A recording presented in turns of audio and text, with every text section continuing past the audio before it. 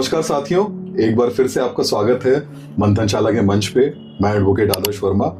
आज एक बहुत ही गंभीर विषय पे बात करेंगे जिसका ताल्लुक है सीनियर सिटीजन से, जो हमारे वरिष्ठ नागरिक हैं हमारे देश के। उनके ऊपर जो मुसीबतें आती हैं, जो परेशानियों से वो गुजरते हैं, और सरकार उनके लिए क्या कर रही है, कानून उनके लिए कैसे खड़ा है और क्या नए कानून आए हैं, इन सब विषयों पे आज हम बात करेंगे। तो आज हमारे साथ हमारी साथी और वरिष्ठ अधिवक्ता अनीता रॉय जी जुड़ी हैं। आपका बहुत बहुत स्वागत है अनीता रॉय जी। धन्यवाद आदर्श जी। तो अनीता रॉय जी, सबसे पहला सवाल ये है कि एक एक्ट है maintenance and welfare of parents and senior citizen act 2007। तो इसमें कुछ अभी नए अमेंडमेंट्स किए गए हैं और आज की तारीख की रेलेवेंस क्या है? धन्यवाद आदर्श जी। ये बहुत ही संजीदा टॉपिक है जिसको लेकर हम यहाँ आज आए हैं। तो जो सीनियर सिटीजन एक्ट है, ये उन लोगों के लिए बहुत ही एक ढाल की तरह काम करेगा जिनको काफ़ी सारी परेशानियां हो रही हैं, जब आज के दौर में हम संयुक्त परिवार को छोड़कर न्यूक्लियर फैमिली की तरफ बढ़ रहे हैं। तो ये इसमें काफ़ी सारे ऐसे लीगल प्रोविजंस हैं जिसका वो फ़ायदा उठा सकते हैं। एंड ये लीगल प्रोविजन नहीं है, प्रोविजन ऑफ लाइफ लाइन हम इसको कह सकते हैं। इसमें काफ़ी सारे अमेंडमेंट्स प्रपोज्ड बिल्स आए हैं। 2019 में कुछ प्रपोज्ड बिल्स आए हैं जिसमें दो अहम बातें रखी गई हैं। पहला कि नॉर्मल लाइफ, जो पहले इनके क्लॉज में था नॉर्मल लाइफ, उसको लाइफ ऑफ डिग्निटी का नाम दिया गया है ताकि उनको एक अच्छी जीवन शैली प्रोवाइड कर सके। ट्रिब्यूनल्स, मेंटेनेंस ट्रिब्यूनल्स जो बनाए गए हैं वो उनको एक अच्छी लाइफस्टाइल जीने में मदद कर सकती है। और दूसरा, जो मेंटेनेंस कैप्स था पहले सिर्फ 10,000 का था जिसमें उनका गुजारा नहीं हो पा रहा था, किसी की नीड्स ज़्यादा थी, बच्चे कमा रहे हैं बट वो उनको नहीं दे रहे हैं, तो उस कैप्स को हटाकर बढ़ाकर 10,000 से ज़्यादा कर दिया गया according to the earning of childs and needs of senior citizens.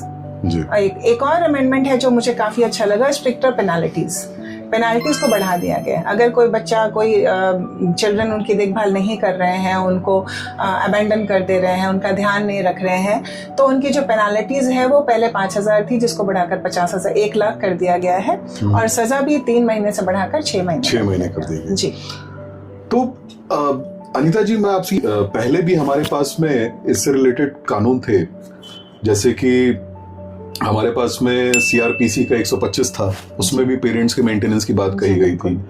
फिर हमारे पास में हिंदू पर्सनल लॉ का एक कानून था जिसमें कि अडॉप्शन एंड मेंटेनेंस एक्ट 1956, उसमें सेक्शन 20 है, वो भी यही बात कहता है। तो ये जो अब नया एक्ट बना है 2007 में, उससे हमें और क्या बेनिफिट्स मिले हैं? बाकी जो कानून बने थे उसके एवज में अब हमारे पास और क्या नए विकल्प मौजूद हैं?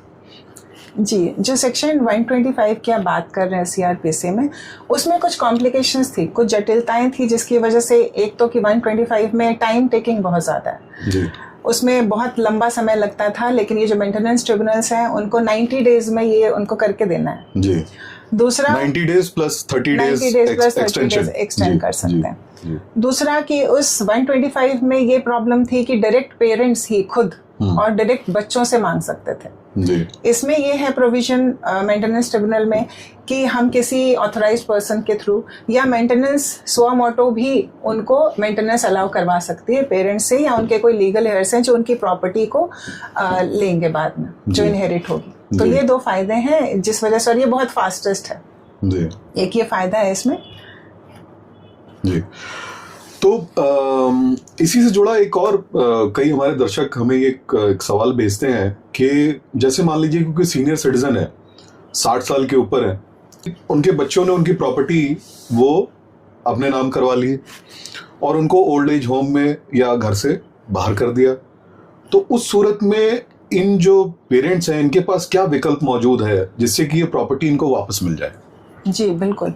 इसमें अभी जनवरी में ही सुप्रीम कोर्ट की एक लेटेस्ट जजमेंट आई है इसके रिगार्ड, ये बोलकर किसी की प्रॉपर्टी अपने नाम ट्रांसफ़र कराता है अपने पेरेंट्स की, कि वो उनकी देखभाल करेगा, उनका ध्यान रखेगा, उनको प्रॉपर मेडिकल फैसिलिटीज़ प्रोवाइड करवाएगा, और वो प्रॉपर्टी ट्रांसफ़र होने के बाद उनका ध्यान नहीं रखता, उनको अकेला छोड़ देता है।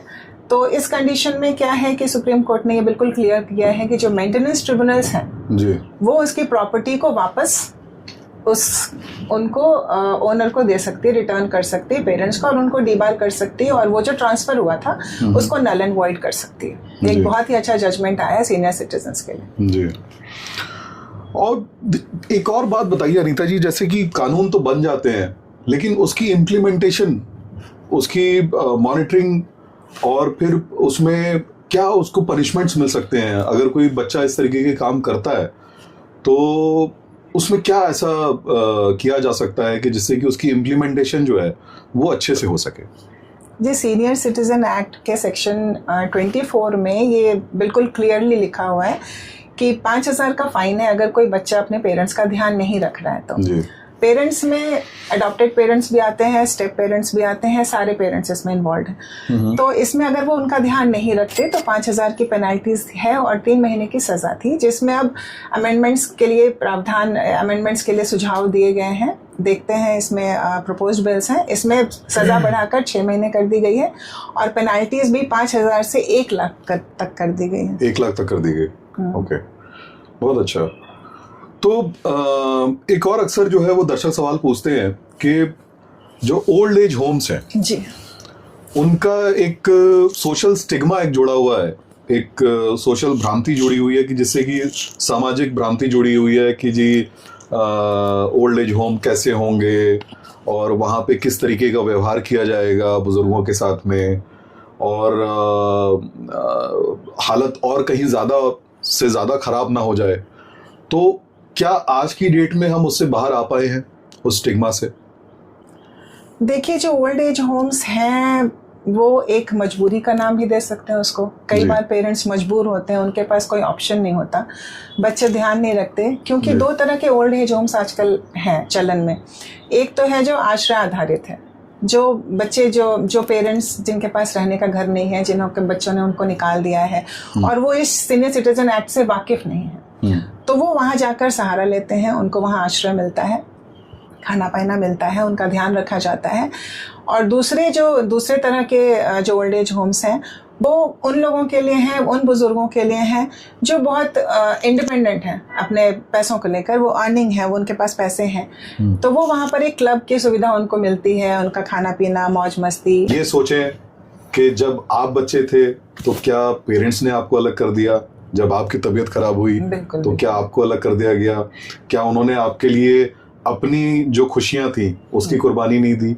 अपनी आपकी छोटी सी छोटी खुशी के लिए उन्होंने अपनी बड़ी सी बड़ी कुर्बानियां दी होंगी। तो कृपा करके पेरेंट्स का ख्याल रखें, अपना बहुत ख्याल रखें। अनीता जी, बहुत बहुत शुक्रिया आपका हमारे साथ जुड़ने के लिए। आदर्श जी, सॉरी, एक छोटी सी कहानी मुझे छोटी सी कहानी याद आ रही है। जी बिल्कुल। उसमें एक पेरेंट्स थे, मम्मी पापा और बच्चा, और उनके साथ एक बुजुर्ग महिला भी रहती थी जी। तो छोटी सी कहानी है जो मेरे दिल को छू गई, तो मैंने कहा शेयर करूं। वो पेरेंट्स कहीं उनको पार्टी में जाना था, तो उन्होंने सोचा कि अब बुजुर्ग महिला के लिए खाना कौन बनाए। तो थोड़ी दूर पे जाके, काफ़ी दूर पे जाके एक मंदिर हुआ करता था जहाँ पे भंडारा लगता था।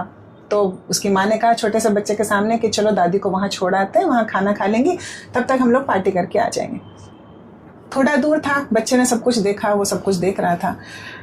जब उनकी माँ को ड्रॉप कर दिया उस बुजुर्ग महिला को, तो उस बच्चे ने एक बड़ी अच्छी बात कही। उसने कहा कि माँ, मैं जब बड़ा होऊंगा ना, मैं इस मंदिर के पास अपना घर बनाऊंगा। अच्छा। ताकि आपको ज्यादा दूर चल के जाना ना पड़े। क्या बात, ये बात बहुत छोटी है, बट समझने वाले अगर समझ जाएं तो फिर। और हमारे संस्कार भी यही कहते हैं, हमारे संस्कार कि हमें अपने बुजुर्गों का ध्यान रखना चाहिए, उनकी रिस्पेक्ट करनी चाहिए, और ओल्ड एज होम्स और ये सब चीजों से हमें उनको दूर रखना चाहिए। हमें ये सोचना चाहिए कि उन्होंने हमारे लिए क्या त्याग किए, हमें बड़ा करने में, हमें कुछ बनाने में, हमारे को समाज में खड़ा करने के लिए उन्होंने इतनी जो प्रयत्न किए होंगे, तो क्या हम उनके लिए ये थोड़ी सी चीज़ें और नहीं कर सकते? और वो स्पेशली जब वो अपने जीवन के आखिरी पड़ाव में होते हैं, तो हमें उनका सहारा बनना चाहिए, हमें उनकी लाठी बनना चाहिए, ना कि उनको अपने घर से अलग कर देना चाहिए। बहुत बहुत शुक्रिया Anita ji. Thank you Adarsh ji. Thank you.